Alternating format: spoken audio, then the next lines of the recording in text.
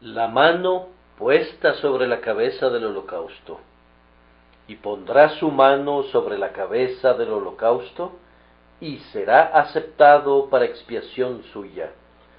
Entonces degollará el becerro en la presencia de Jehová. Levítico 1, 4, 5.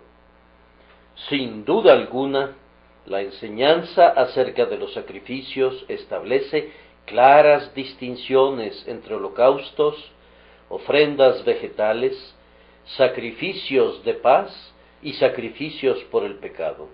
En esos diversos sacrificios tenemos múltiples facetas de la obra de expiación de nuestro Señor, vistas desde diferentes perspectivas. Será una bendición estudiar estas deliciosas lecciones en otra ocasión y guardarlas en nuestro corazón, pero en este momento no me dispongo a adentrarme en tales consideraciones. Estas instructivas distinciones son la propiedad especial de quienes, después de muchos años, tienen sus sentidos bien ejercitados y pueden discernir no solamente la grandiosa obra de nuestro Señor, sino cada uno de sus detalles. Mi mente no es lo suficientemente robusta para presentar en tazón de nobles la crema a los hombres de robusta constitución, sino que debo contentarme con servir a los pequeñitos un vaso de leche. No puedo cargar los grandiosos racimos de escol y, por lo tanto, les presento con mis manos temblorosas unas cuantas uvas. Esta mañana deseo predicar de tal manera que pudiera yo responder a la oración de aquel pequeñito que, un sábado por la tarde, antes de irse a la cama, pedía en oración: Señor, concédeme que nuestro ministro diga mañana algo que yo pueda entender. Lamento mucho que sea necesaria alguna vez una oración así, pero me temo que no sólo es necesaria para los niños, sino que muchos adultos también tienen que orar así. Señor, ayuda a nuestro ministro a decir algo que podamos entender y que valga la pena que entendamos. Algunos de mis hermanos parecen habitar en el elevado Olimpo en medio de las nubes. Sería mucho mejor que vivieran en el Calvario. Muy poco rocío desciende desde las oscuras montañas de la fantasía intelectual. Las gotas verdaderamente refrescantes se encuentran en el monte de Hermón del Evangelio. Me identifico con el doctor Guthrie, que deseaba que quienes le rodeaban le cantaran un himno infantil. Yo quisiera ser un niño cuando les predico. Las cosas sencillas son siempre las más sublimes y para un enfermo son las más dulces. Quisiera alcanzar una claridad meridiana al exponer el camino de expiación por la muerte de Jesús. También tengo una razón para predicar una verdad fundamental el día de hoy, que es para mí muy poderosa, aunque ustedes pudieran reírse de ella. Es esta: si sólo contara con unas pocas balas para disparar, querría dar en el blanco con cada una de ellas. Es decir, si sólo pudiera hablarles una única vez el día de hoy, después de estar convaleciente durante 3 semanas, deseo hablarles exclusivamente sobre aquellos tópicos que tratan con los elementos vitales de la piedad. Quisiera zambullirme en el corazón del asunto y tratar con la esencia y el alma de la verdadera religión. Hay cosas que pueden ser o pueden no ser, y ningún gran mal se deriva de una alternativa o de la otra. Pero hay otras cosas que deben ser, o todo saldrá mal. De una de estas cosas que deben ser, quisiera hablarles ahora.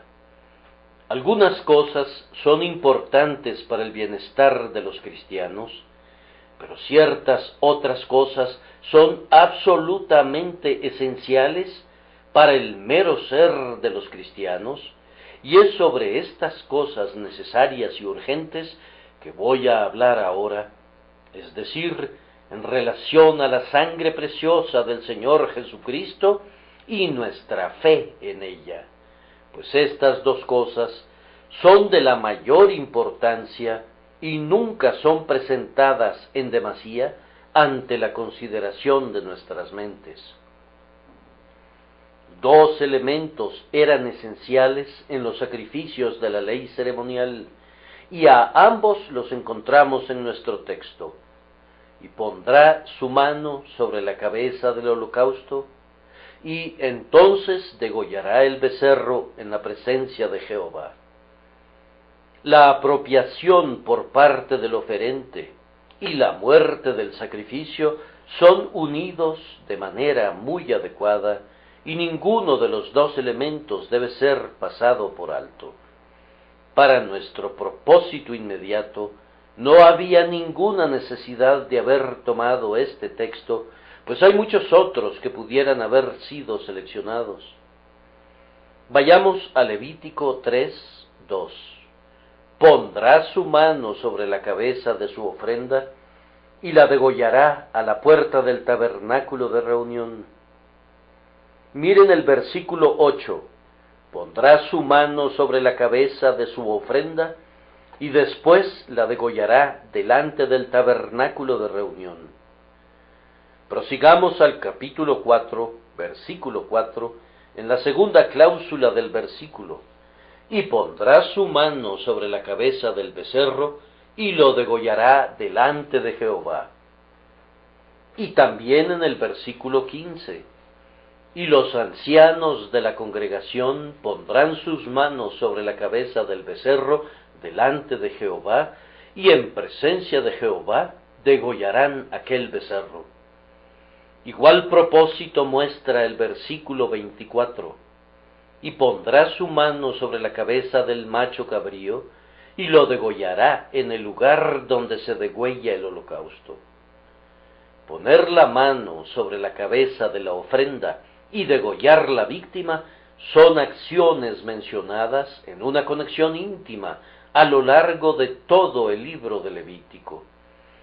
Cada una de ellas es tan importante y está tan cargada de significado que sobre cada una debemos predicar un sermón.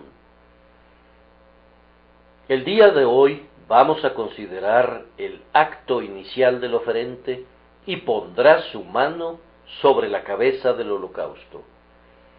Todo lo que antecede es importante, pero este es el verdadero acto de sacrificio en lo que concierne a la persona del oferente. Antes de alcanzar este punto, la persona que presentaba la ofrenda tenía que hacer una selección del animal que iba a presentar ante el Señor. Tenía que ser de cierta edad, y tenía que ser sin defecto, y debido a esta última razón, se tenía que hacer un examen minucioso de la ofrenda, pues el Señor no aceptaría un sacrificio que fuera cojo, o imperfecto, o herido, o deficiente en cualquiera de sus partes, o con cualquier defecto. Él requería una ofrenda sin defecto. Ahora yo invito a todos aquellos que buscan la reconciliación con Dios, que miren a su alrededor y que consideren si el Señor Jesucristo es el sacrificio de expiación que necesitan y si Él es aceptable a Dios. Si ustedes conocen cualquier otra expiación por el pecado, examínenla bien. Yo estoy seguro que van a encontrar muchas faltas y fallas en ella. Pero en lo relativo al Cordero de Dios, no tengo ninguna pregunta. Ustedes pueden investigar y probar e intentar, pero no van a encontrar ningún defecto en él. Si hubiere alguna falla en él, ya sea en exceso o en defecto, podrían muy bien rechazarlo, pero como no encontrarán nada de eso, les ruego que lo acepten de inmediato con gozo. Vengan y miren al Señor Jesucristo, tanto en su deidad como en su humanidad. Miren su vida y su muerte, sus hechos y sus sufrimientos, y vean si hay alguna iniquidad en él. Él no conoció el pecado, no tenía ni conocimiento ni tratos con el pecado. Él era santo, inocente, sin mancha. Después de que hayan examinado cuidadosamente su bendita persona y su carácter sin mancha, si llegan a la conclusión de que Él es un sacrificio adecuado y aceptable para que ustedes lo presenten ante el Señor, entonces anhelo que den un paso mucho más práctico y acepten que el Señor Jesús sea su representante, su ofrenda por el pecado, su holocausto, su sustituto y su sacrificio. Anhelo que cada persona aquí presente que no ha sido salvada pueda recibir de inmediato al Señor Jesús como su expiación, pues esta es la actividad principal que el pecador debe realizar para ser lavado del pecado y aceptado por Dios. Felizmente no tienen que buscar un sacrificio como el judío tenía que encontrar un becerro. Dios se ha provisto Él mismo de un sacrificio perfecto. Eso que ustedes deben traer a Dios, Dios se los ha dado a ustedes primero. Felizmente, no es necesario que ustedes repitan el examen que el Señor Jesús pasó a manos de los hombres y de los demonios y de Dios, cuando fue probado y examinado, y aun el príncipe de este mundo no encontró nada suyo en él. Tienen que ocuparse de esta única cosa, es decir, poner sus manos sobre el sacrificio que les ha sido provisto. Para el judío era un sacrificio que debía matarse. Para ustedes es un sacrificio ya ofrecido, y ustedes deben aceptarlo y reconocerlo como suyo. No es un deber difícil. Acaban de cantar al respecto: mi fe pone su mano sobre tu amada cabeza, como penitente me presento, y en el punto confieso mi pecado. Si ya han atendido a esto, háganlo de nuevo esta mañana. Si nunca lo han hecho, les ruego, desde lo más profundo de mi alma, que de inmediato hagan eso que está implícito al poner las manos sobre la cabeza de la víctima. Entonces, manos a la obra de inmediato.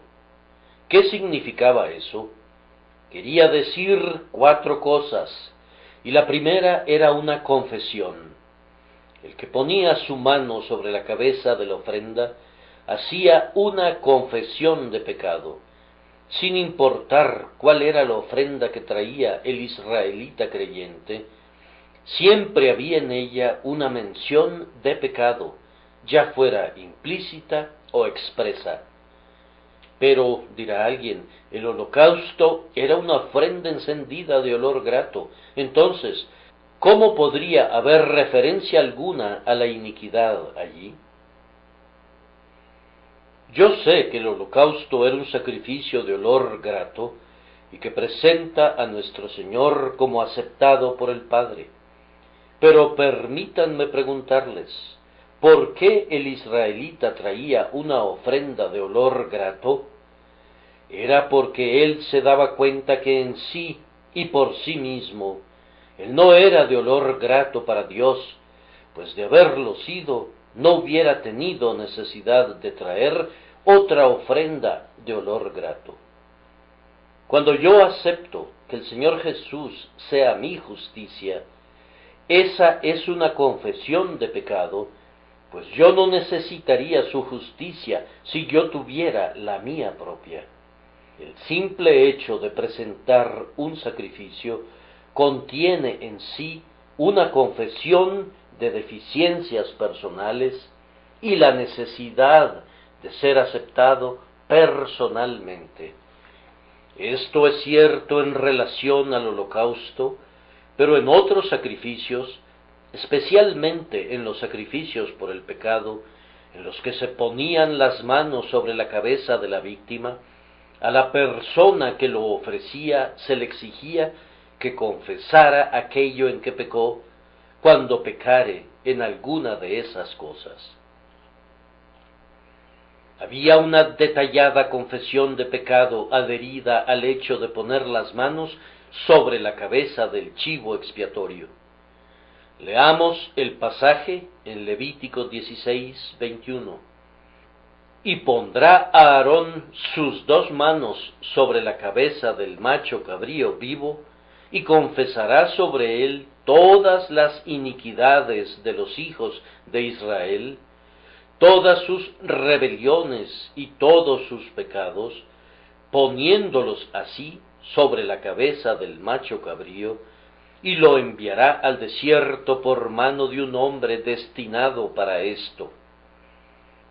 Comprendan entonces que si ustedes lo necesitan para que Él sea su expiación, el mismo a quien Dios ha elegido para que sea su sacrificio, deben acercarse a Él confesando su pecado. Al tocar a Jesús, deben tocarlo estando conscientes plenamente de su culpa. Él no les pertenece a ustedes a menos que sean pecadores. Ah, Señor, la confesión de pecado no es un deber difícil para algunos de nosotros, pues no podemos hacer nada más que reconocer y lamentar nuestra culpa. Henos aquí ante ti, condenándonos a nosotros mismos, y con el corazón dolido, cada uno de nosotros exclama: ten piedad de mí, oh Dios, conforme a tu misericordia. ¿Acaso alguien de ustedes rehúsa hacer una confesión de culpa? Entonces no lo piensen mucho, sino de conformidad a sus propios conceptos orgullosos. Ustedes no son pecadores. El Señor no les proporcionará ningún Salvador. ¿Acaso debe prepararse medicina para quienes no están enfermos? ¿Por qué motivo hay que invitar al justo a que participe del perdón? ¿Por qué debe proporcionarse justicia para el inocente? Ustedes, los ricos, son despedidos con las manos vacías.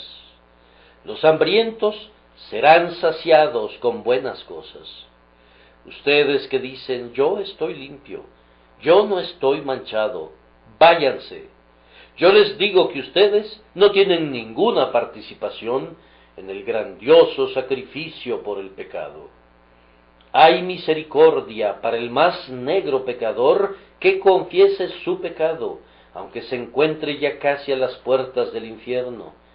Pero no hay ninguna misericordia para ustedes. Su propio orgullo los excluye de la piedad, les cierra la puerta de la esperanza. Ustedes rocían la sangre del cordero sobre el umbral y la pisotean, anegados en su amor propio arrogante, imaginando que no tienen ninguna necesidad de su poder limpiador.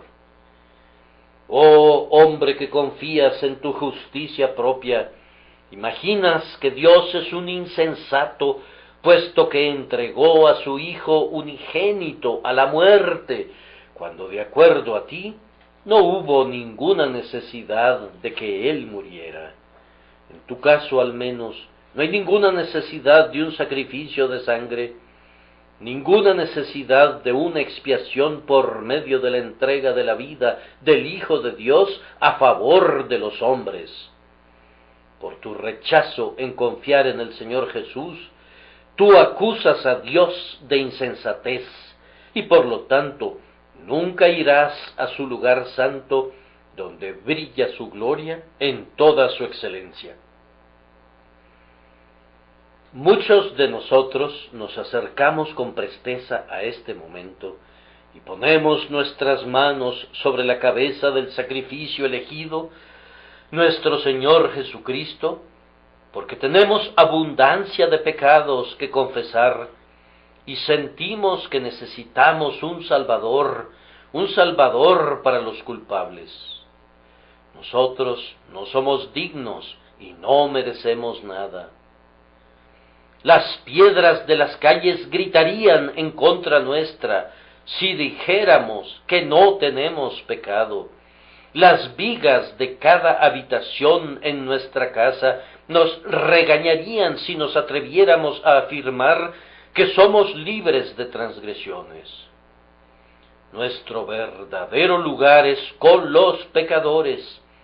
Nos confesamos culpables frente a la terrible acusación de la santa ley de Dios y por lo tanto, con gusto, ponemos nuestra mano sobre la cabeza del Salvador, el sacrificio de los pecadores.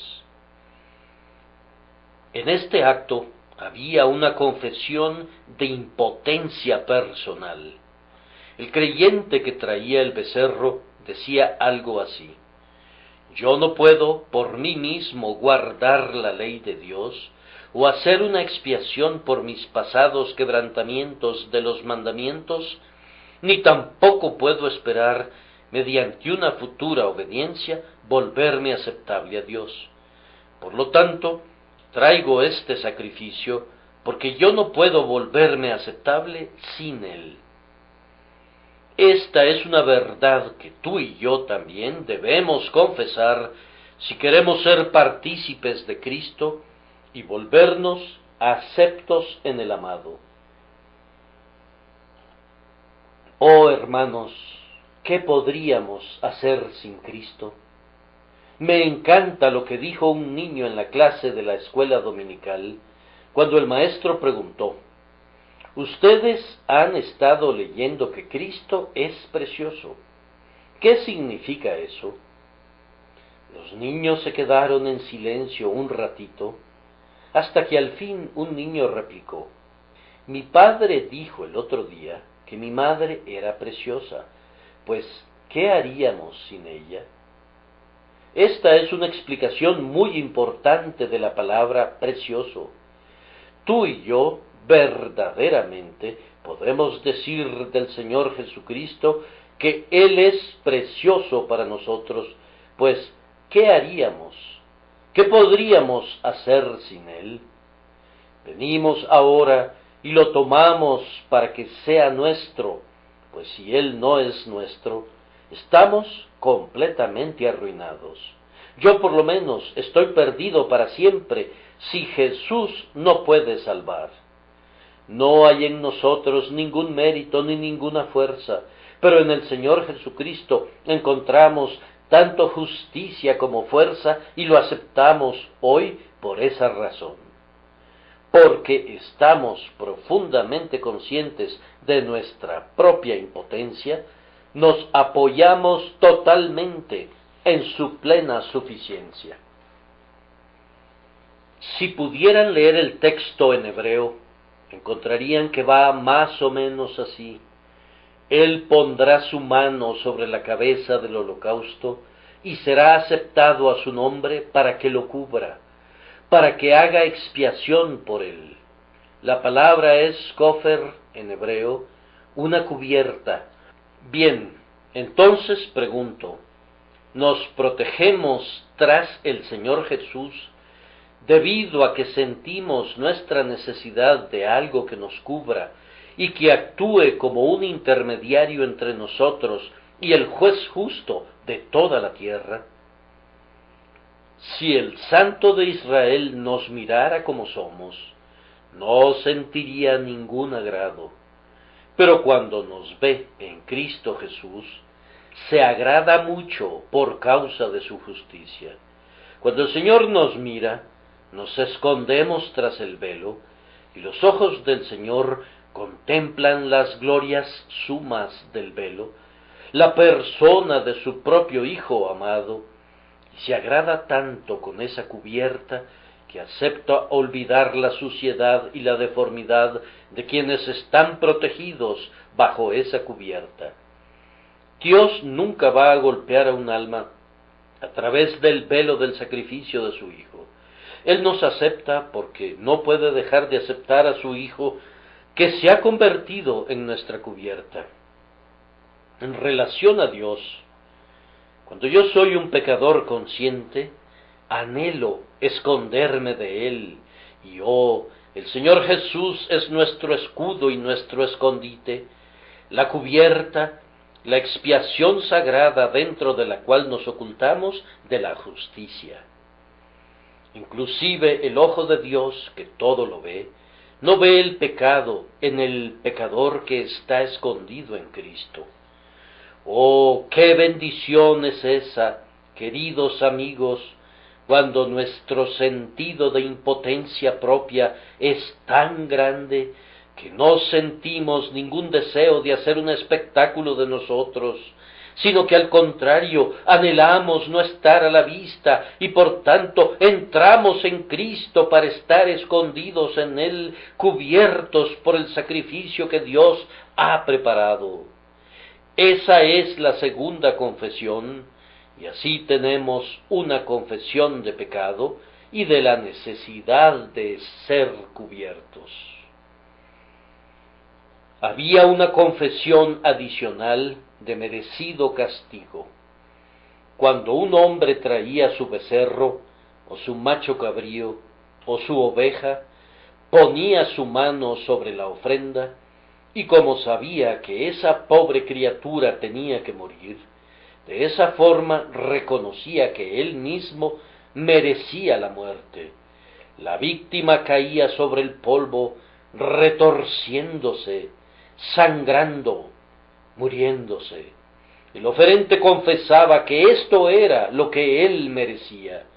Reconocía que la muerte procedente de la mano de Dios era algo que tenía que cumplirse en cuanto a él. Y cuando un hombre llega a ese punto, cuando reconoce que Dios será justificado cuando hable con ira, y tenido por puro cuando él juzgue y pronuncie sentencia en justicia, cuando confiese que no puede liberarse a sí mismo, sino que ha pecado de tal manera que merece ser maldecido por Dios y sentenciado a sentir los horrores de la segunda muerte, entonces es traído a una condición en la que el grandioso sacrificio será algo precioso para él. Entonces se apoyará fuertemente en Cristo y con un corazón quebrantado reconocerá que el castigo que recayó sobre Jesús fue el que él merecía y se maravillará que no se ha llamado a cargar con ese castigo.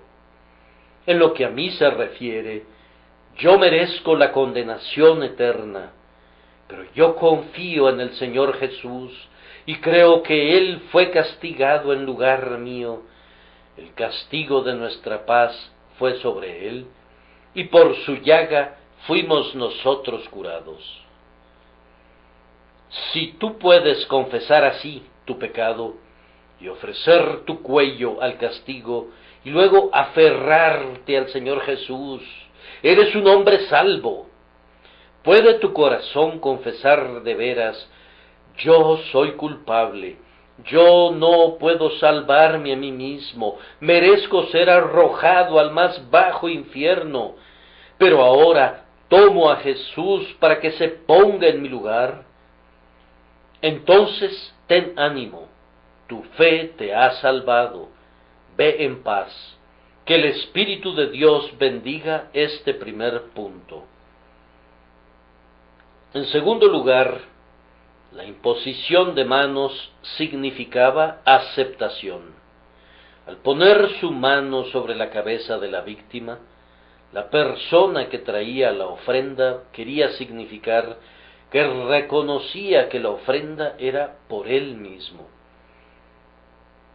Antes que nada, aceptaba el principio y el plan. Demasiadas personas dan coces contra la idea de que seamos salvos por sustitución o representación. ¿Por qué se rebelan contra eso? En lo que a mí concierne, si Dios quiere salvarme por gracia, de la manera que sea, yo estaré muy lejos de presentar objeción alguna. ¿Por qué había de quejarme de aquello que me va a liberar de la destrucción? Si el Señor no pone objeciones a la forma, ¿por qué habría de hacerlo yo?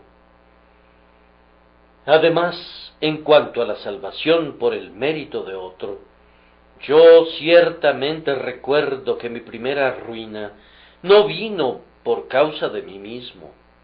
No estoy hablando para excusar mi pecado personal, pero, sin embargo, es cierto que yo fui a la ruina antes de haber cometido yo mismo algún pecado, por la desobediencia del primer padre de la raza que era mi representante. ¿Cómo sucedió esto? No lo sé con precisión, pero estoy seguro de que debe ser así, o Dios no lo hubiera revelado.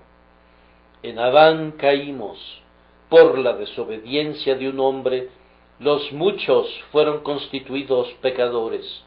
Romanos 5:19. Entonces, si la caída comenzó por el pecado de otro, ¿por qué nuestro rescate no puede ser causado por la justicia y la expiación de otro? ¿Qué dijo el apóstol? Porque si por la transgresión de aquel uno murieron los muchos, abundaron mucho más para los muchos la gracia y el don de Dios por la gracia de un hombre, Jesucristo. De todas formas, no nos corresponde, ni a mí ni a ti, levantar objeciones en contra de nosotros mismos, ni sentir que si Dios considera que esta es la forma adecuada de salvación, Él sabe por qué, y nosotros aceptamos de buen grado lo que Él apruebe. ¿Quién de ustedes no lo aprobará? Dios nos conceda que nadie se oponga a un método de gracia tan sencillo, tan seguro, tan disponible. Entonces, fíjense bien, después que ustedes hayan aceptado el plan y la forma, ya no deben detenerse allí, sino que deben proseguir y aceptar la sagrada persona que Dios provee. El oferente hubiera mostrado una insensatez muy grande si se hubiera colocado junto al altar diciendo: «Buen Dios, yo acepto el plan del sacrificio, ya sea el holocausto o la ofrenda por el pecado, yo estoy de acuerdo». Él hacía algo más que eso. Él aceptaba que ese preciso becerro era su ofrenda, y como prueba de ello, ponía su mano sobre la cabeza. Les pido que tengan cuidado de no descansar satisfechos, simplemente entendiendo y aprobando el plan de salvación. Escuché la historia de alguien que deseaba, de manera anhelante, ser el instrumento de la conversión de un joven, y otra persona le dijo: «Puedes acercarte a él y hablarle, pero no irás muy lejos, pues él conoce a fondo el plan de salvación».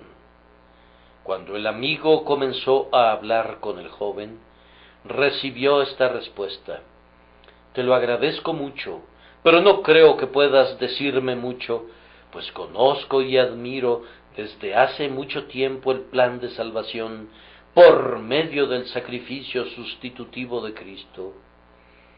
Sí, él descansaba en el plan, pero no había creído en la persona. El plan de salvación es sumamente bendito, pero no nos ofrece nada a menos que creamos. ¿Cuál es el consuelo del plano de una casa si no entran en la casa misma? ¿Qué bien les proporcionará el diseño de un vestido si no tienen ni siquiera un harapo con que cubrirse? ¿No han escuchado alguna vez del jeque árabe en el Cairo que estaba muy enfermo y acudió a un misionero, y el misionero le dijo que podía darle una receta? Así lo hizo, y una semana después encontró al jeque en la misma condición. ¿Tomaste mi receta?, le preguntó. Sí, me tragué todo el papel. Él soñaba que iba a curarse mediante el plan de la medicina. En lugar de eso, debió ir a la farmacia y comprar la medicina, y entonces se habría mejorado. Lo mismo sucede con la salvación. No es el plan, es la implementación de ese plan llevada a cabo por el Señor Jesús mediante su muerte en lugar nuestro. El que ofrecía el sacrificio ponía literalmente sus manos sobre el becerro. Encontraba algo sustancial allí, algo que él podía manejar y tocar. De la misma forma, nosotros nos apoyamos sobre la obra real y verdadera de Jesús, la cosa más sustancial bajo el cielo.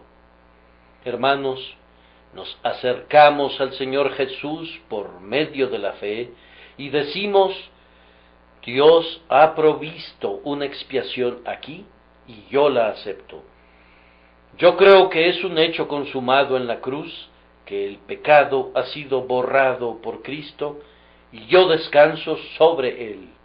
Sí, deben ir más allá de la aceptación de los planes y doctrinas, hasta el punto de descansar en la divina persona y la obra completa del bendito Señor Jesucristo, y al punto de arrojarse de lleno sobre él. En tercer lugar, diremos que esta imposición de la mano no solamente significaba aceptación, sino también una transferencia. La persona que ofrecía el sacrificio ya había confesado su pecado y ya había aceptado a la víctima presentada en ese momento como su sacrificio. Y ahora se daba cuenta mentalmente que su culpa, por designio divino, era transferida de él al sacrificio. Por supuesto que esto se llevaba a cabo únicamente en tipo y figura a la puerta del tabernáculo, pero en el caso nuestro, el Señor Jesús literalmente ha llevado sobre sí el pecado de su pueblo, mas Jehová cargó en él el pecado de todos nosotros, quien llevó él mismo nuestros pecados en su cuerpo sobre el madero. Así también Cristo fue ofrecido una sola vez para llevar los pecados de muchos. Pero ¿acaso nosotros, por medio de la fe, pasamos nuestros pecados a Cristo? Yo respondo, no. En algunos sentidos, no. Pero mediante la fe, quien acepta a Cristo como su Salvador, está de acuerdo con lo que hizo el Señor hace mucho tiempo, pues leemos en el libro de Isaías el profeta: mas Jehová cargó en él el pecado de todos nosotros. Ese fue un acto propio de Jehová en épocas antiguas, y fue completado cuando Jesús se presentó como la grandiosa persona que cargó con los pecados, redimiéndonos de la maldición de la ley, siendo hecho una maldición por nosotros. Todas las transgresiones de su pueblo fueron puestas sobre él cuando derramó su alma hasta la muerte, y fue contado con los pecadores, habiendo él llevado el pecado de muchos. Allí mismo y en ese momento, él expió toda la culpa de todo su pueblo, pues él terminó la prevaricación, puso fin al pecado y trajo la justicia perdurable. Por su muerte, él arrojó toda la tremenda carga de culpa de los hombres que había sido puesta sobre él a las profundidades del océano y nunca podrá ser encontrada. Cuando creemos en él, estamos de acuerdo con lo que el Señor ha hecho, y entonces podemos cantar: yo pongo mis pecados sobre Jesús, el Cordero de Dios sin mancha. Él carga con todos ellos y nos libera de la carga maldita. Hay dos religiones que gobiernan a nuestro alrededor en este tiempo, y principalmente difieren en cuanto al tiempo de los verbos. La religión general de la humanidad es hay que hacer, pero la religión del verdadero cristiano es ya está hecho. Consumado es la palabra conquistadora del creyente. Cristo ha llevado a cabo la expiación y nosotros la aceptamos como concluida. Así que en ese sentido ponemos nuestros pecados sobre Jesús, el Santo Cordero de Dios, porque ponemos nuestro humilde sello sobre esa grandiosa transacción que fue la confirmación del pacto antiguo. La imposición de la mano sobre la cabeza del sacrificio significaba una transferencia de la culpa a la víctima y, adicionalmente, expresaba una confianza en la eficacia del sacrificio que era presentado allí en ese momento. El judío creyente afirmaba: este becerro representa para mí el sacrificio que Dios ha provisto, y yo me gozo en él, porque es el símbolo de un sacrificio que, en efecto, quita el pecado. Hermanos, hay muchísimas personas que creen en el Señor Jesucristo de una cierta manera, pero no es de manera real y verdadera, pues no creen en el perdón real de su propio pecado. Ellos esperan que algún día puede ser perdonado, pero no tienen ninguna confianza que el Señor Jesús haya borrado ya su pecado mediante su muerte. Yo soy un gran pecador, dice alguien, por tanto no puedo ser salvado.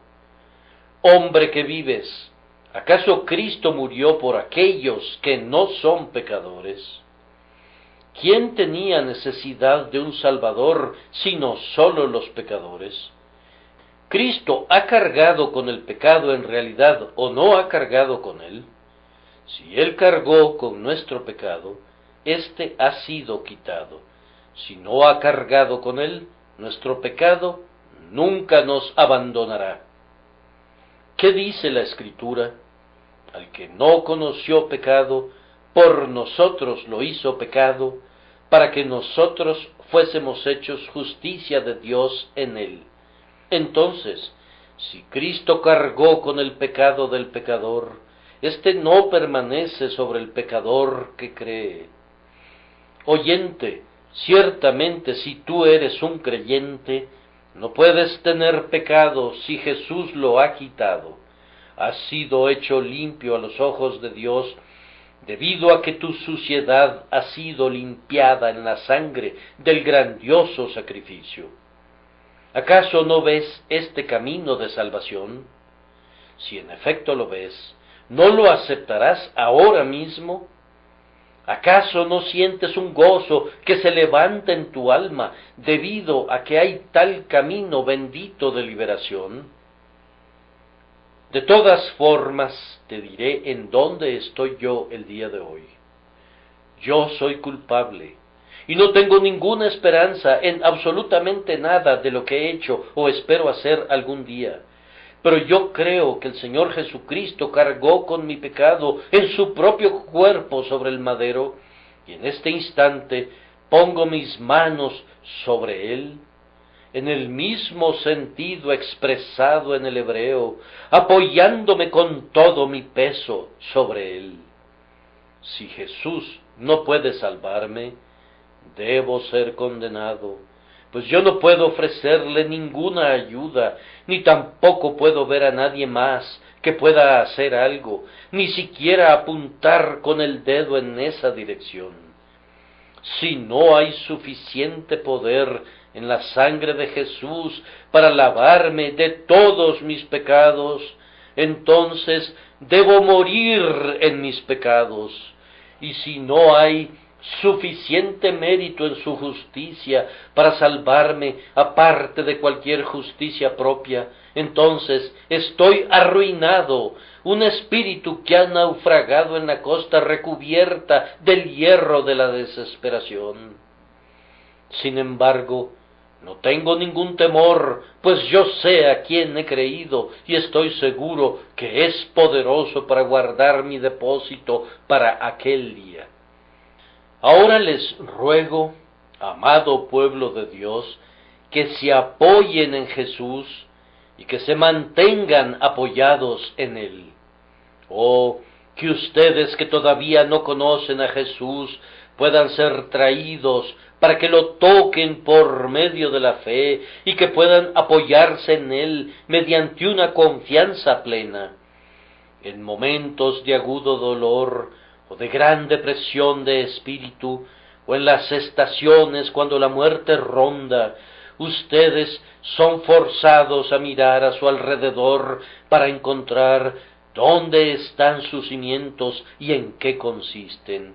Y créanme, no hay ningún fundamento que pueda soportar el peso de una conciencia culpable, ni de un cuerpo tembloroso y torturado, excepto este fundamento: la sangre de Jesucristo su Hijo nos limpia de todo pecado. Jesús es la expiación, Él es la cubierta, Él es el refugio, en suma, Él es nuestro todo en todo. Asimismo, esta imposición de la mano sobre la cabeza de la víctima significaba identificación.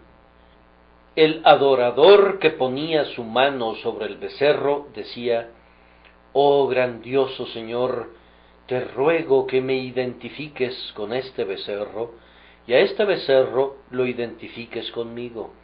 Ha habido una transferencia de mi pecado, ahora te suplico que permitas que yo sea considerado como transferido a esta víctima, y que sea representado por ella». Ahora consideren lo que ocurría con el sacrificio. El cuchillo era desenfundado y la víctima era sacrificada. No solamente estaba amarrada, sino que la mataban. Y el hombre que estaba allí a su lado y decía: «Ese soy yo, ese es el destino que yo merezco». La pobre criatura se retorcía y se revolcaba en la arena en sus agonías moribundas.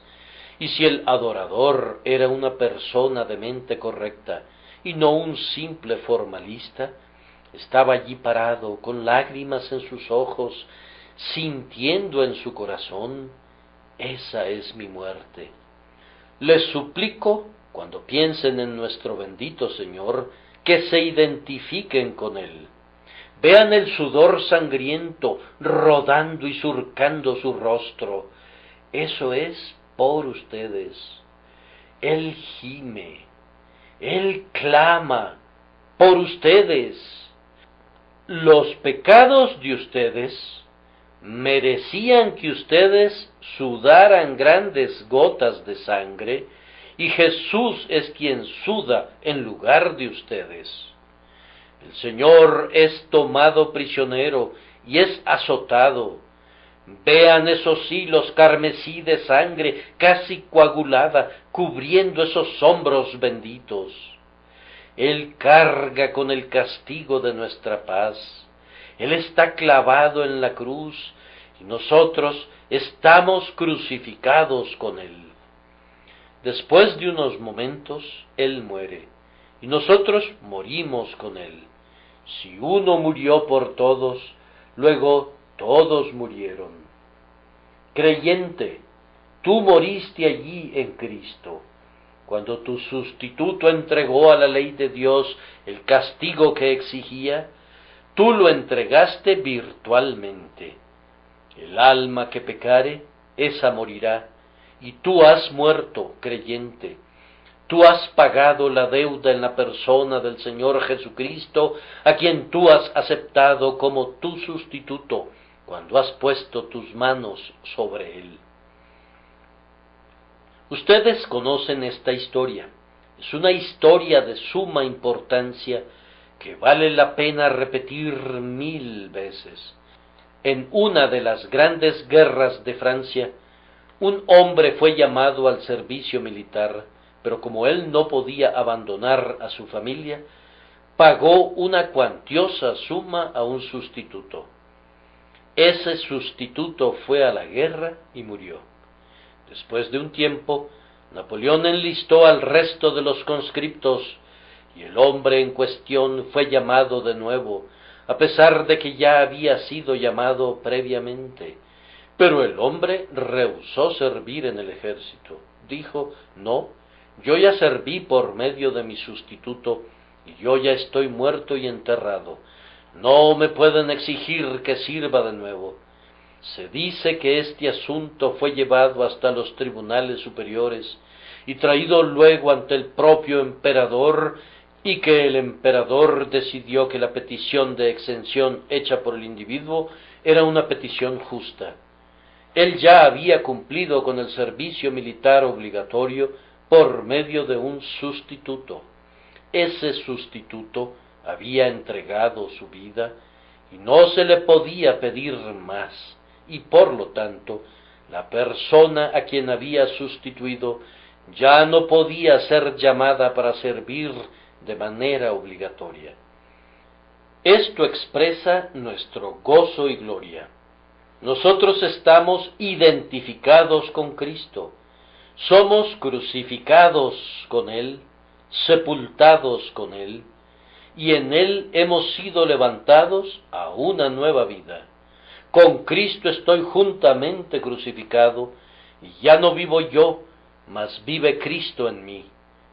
Porque habéis muerto, y vuestra vida está escondida con Cristo en Dios. Debe recordarse que estábamos identificados con Cristo a su paso bajo la ira de Dios como una ofrenda por el pecado. Si leen en este libro de Levítico, encontrarán que la ofrenda por el pecado era quemada fuera del campamento como una cosa inmunda, y así tú y yo habíamos sido llevados fuera del campamento desde muchos años atrás como cosas inmundas. Eso ya pasó, y en esta hora no somos arrojados más lejos de la vista de Dios de lo que es arrojado Jesús. El holocausto era consumido sobre el altar como ofrenda encendida de olor agradable para Jehová, y en esto también estamos identificados con Cristo. Ahora somos un olor agradable para Dios en Cristo Jesús, nuestro Señor. Somos aceptos en el amado. Estamos unidos con Cristo, y no hay manera de separar nuestros intereses de los suyos, ni los suyos de los nuestros. ¿Quién podrá separarnos del Cristo de Dios? Jamás. Eso es lo que significaba la imposición de las manos sobre el animal. Creo, queridos amigos, que ustedes ya sabían esto, y si no es así, pues ya lo saben ahora.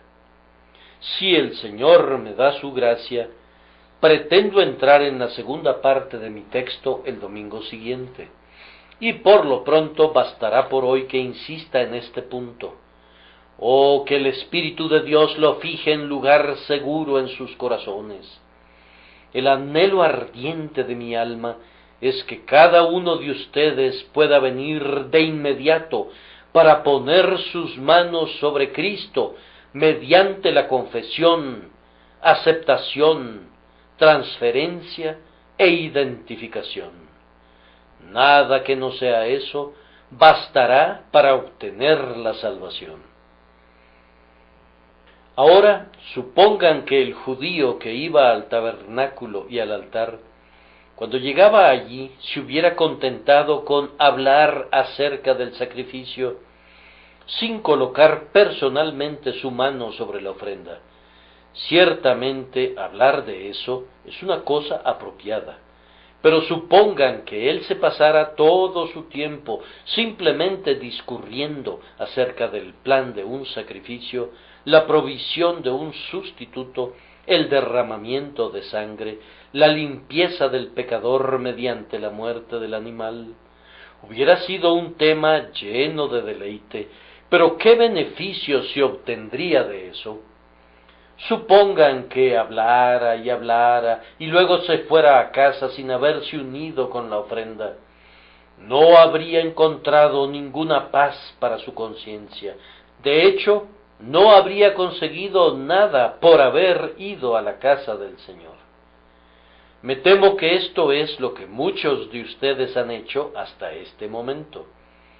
A ustedes les place oír el Evangelio, les agrada la doctrina de la sustitución, y ustedes conocen verdadera doctrina en contraste con las falsedades en vigor en esta época, todo lo cual me da mucho gusto, pero sin embargo ustedes no son salvos, porque ustedes no han tomado a Cristo para que sea su propio Salvador. Ustedes son como las personas que dicen, tenemos hambre, pero nosotros admitimos que el pan es un alimento muy adecuado para los hombres, además de lo cual sabemos qué alimentos se convierten luego en huesos y qué alimentos contribuyen a la formación de los músculos y qué alimentos forman la carne. Continúan hablando durante todo el día acerca de las diversas cualidades de la comida. ¿Se sienten alimentados? No. ¿Acaso han saciado su hambre? No. Yo supondría que si gozan de buena salud, su apetito más bien se habría incrementado.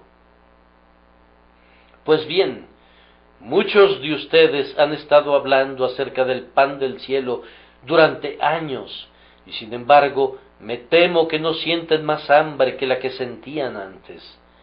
Vayan más allá de hablar acerca de Cristo y aprendan a alimentarse de Él. Vamos, terminemos de hablar ahora y vayamos a las obras de la fe. Pongan sus manos en Jesús, que es ofrecido por el Evangelio. De otra manera, querido amigo, me temo que perecerás en medio de la abundancia y morirás sin perdón, habiendo tenido a tu puerta la misericordia. Además, supongan que el israelita, en lugar de hablar con sus amigos, hubiera considerado prudente consultarlo con uno de los sacerdotes. Señor, ¿podría robarle unos minutos? ¿Habrá algún lugar por ahí atrás donde pueda hablar conmigo y orar conmigo? Sí, responde el sacerdote. ¿Qué te inquieta? Mi pecado me pesa mucho. El sacerdote replica, tú sabes que hay un sacrificio por el pecado, una ofrenda por el pecado está a la puerta, y Dios la aceptará de tus manos. Pero tú le dices, le ruego que me explique este asunto de manera más detallada. El sacerdote contesta, te lo voy a explicar lo mejor que pueda, pero toda mi explicación se puede resumir en esto. Trae un sacrificio y sobre su cabeza confiesa tu pecado y deja que se haga la expiación. La ofrenda por el pecado es lo que Dios ha ordenado y por tanto Dios la aceptará. Obedece su ordenanza y vive. No hay ningún otro camino. Toma tu ofrenda. Yo la mataré por ti y la pondré sobre el altar y la presentaré a Dios. ¿Acaso le dirás, voy a regresar mañana para seguir platicando con usted? ¿Acaso clamas una y otra vez mañana? ¿Vas una y otra vez a consultar con él? Oh amigo, ¿qué será de ti? Tú perecerás en tu pecado, pues Dios no otorga la salvación mediante consultas ni pláticas con los ministros, sino mediante la imposición de tus manos sobre el sacrificio que Él ha escogido. Si aceptas a Cristo, serás salvo. Si no lo aceptas, debes perecer. Todas las conversaciones del mundo no te pueden ayudar en lo más mínimo si rehusas a tu Salvador. Sentado allí en tu lugar el día de hoy, sin que me hables a mí ni a nadie más, te exhorto a creer en Jesús. Extiende tu mano seca con la ayuda de Dios, y ponla sobre la cabeza de Cristo y di: yo creo en el mérito de su preciosa sangre, miro al Cordero de Dios que quita el pecado del mundo. Entonces, hombre, tú eres tan salvo como que vives ahora, pues quien pone la mano de la fe sobre este sacrificio es salvado por ello. Pero veo a otro israelita, y él está de pie junto a su ofrenda, que comienza a llorar y a lamentarse y a gemir. No me da pena que llore, pues confío que está confesando con sinceridad su culpa. Pero, ¿por qué no pone su mano sobre el sacrificio? Grita y suspira, pues es un gran pecador, pero no toca la ofrenda. La víctima es presentada, y para que cumpla su función, debe poner su mano sobre ella. Pero él descuida este acto vital y rehúsa llevarlo a cabo. Ah, dice, estoy en un verdadero lío, estoy sumido en una profunda angustia, y comienza a elaborar una objeción. Tú aclaras esa objeción, pero ahí está él, gimiendo y llorando todavía, y elaborando una nueva objeción, y luego otra, cosa de nunca acabar. La ofrenda es sacrificada, pero él no tiene nada de parte en eso, pues no ha puesto su mano en ella, y se retira llevando sobre él toda la carga de su culpa, aunque la sangre del sacrificio haya teñido de rojo todo el suelo donde estuvo parado. Eso es lo que hacen algunos de ustedes. Andan por ahí lamentándose de su pecado, cuando el principal lamento debería ser que ustedes no han creído en el Hijo de Dios.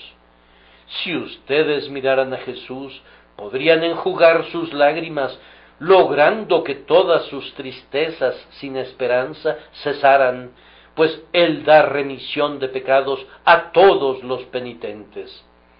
Las lágrimas de ustedes no podrán nunca quitar sus pecados. Las lágrimas, aunque fluyan como ríos, nunca pueden lavar la mancha de la culpa. Pero seguramente, dice alguien, eso no puede ser todo. Les respondo que es tan todo que, aunque sus lágrimas fluyeran sin cesar, aunque su celo no conozca el descanso, nunca podría expiar el pecado. Cristo debe salvarlos, y únicamente Él. Cristo únicamente salvará a quienes lo acepten y deseen ser identificados con Él.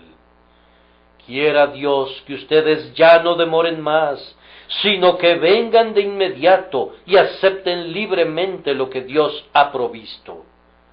Yo sé que el diablo los va a tentar para que busquen esto y lo otro, pero yo les pido que no miren nada más, sino solo el sacrificio que está ante ustedes.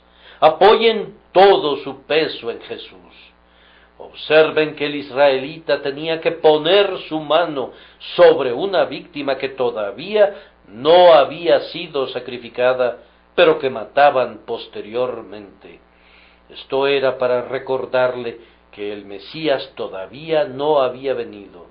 Pero ustedes, amados, tienen que confiar en un Cristo que ya ha venido, que ha vivido, que ha muerto, que ha completado su obra de salvación, que ha subido a la gloria y que vive para siempre para interceder por los transgresores.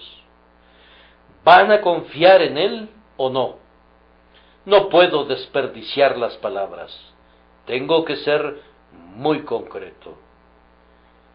Juan Bunyan dice que un domingo, cuando estaba jugando el juego de tumbar al gato en Elstow Green, cuando estaba a punto de darle al gato con un palo, le pareció escuchar una voz que le decía: ¿vas a dejar tus pecados e ir al cielo, o vas a conservar tus pecados e ir al infierno? La voz del cielo resuena hoy con esta pregunta: ¿van a confiar en Cristo e ir al cielo, o van a mantenerse separados de Él e ir al infierno. Pues al infierno van a ir a dar, a menos que Jesús se convierta en su mediador y en su sacrificio de expiación. ¿Quieren tener a Cristo o no? Les escucho decir, pero, que yo pudiera arrojar lejos todos sus peros. ¿Quieren tener a Cristo o no? Pero nada de eso, sus peros deben ser arrojados al limbo. Me temo que van a ser su ruina. ¿Confiarán en Cristo o no? Si tu respuesta es, yo confío en Él de todo corazón, entonces tú eres un hombre salvo. No estoy diciendo que serás salvo, sino que eres salvo. El que cree en el Hijo tiene vida eterna. Ustedes ya saben cómo nuestro querido amigo, el señor Hill, lo expresó la otra noche durante nuestra reunión de oración. El que cree en Él tiene vida eterna. T-I-E-N-E, que quiere decir la tiene. La palabra está muy bien deletreada. Si tú crees en el Señor Jesucristo, tienes vida eterna y ya es una posesión presente. Sigue tu camino y canta con gozo del corazón, porque el Señor te ha amado. Trata de seguir cantando hasta que te unas al coro que está ante el trono eterno. Que el Señor salve a cada persona que oiga o lea este sermón por nuestro Señor Jesucristo. Amén.